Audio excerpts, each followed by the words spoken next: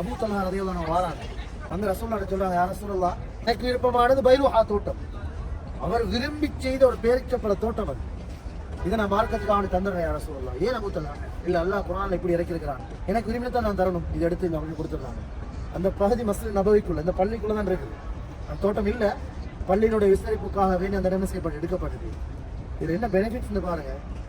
இவங்க வந்து உஹது யுத்தத்தில் ஷஹீதாகிறாங்க அந்த நபித்தோட ஹிஜ்ரி 3.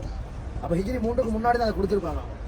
ஹிஜ்ரி 1445 வருஷம், சுமாராக 1000 வருஷம், 400 வருஷம் அந்த பள்ளி விஸ்தரிக்கலன்னு விடுவோமே, 1000 வருஷத்துக்கு முன்னாடி விஸ்தரிக்கப்பட்டது அந்த பள்ளி. எத்தனை ஆயிரம் மக்கள் அந்த இடத்துல வந்து சுஜூது செய்கிறாங்க. 2 நன்மை அவங்களுக்கு. என்ன நன்மை தெரியுமா? குர்ஆன் வசனத்தை அமுல்படுத்தின நன்மை. 2வது சதக்கா ஜாரியா, நிலையான தர்மத்தை செஞ்ச நன்மை. ஹிஜ்ரி 3ல் மௌத்தாகிறாங்க. 1442 வருஷமாக ஒவ்வொரு அடியாருடைய நன்மையிலேருந்து அவருக்கு போயிட்டு இருக்கு.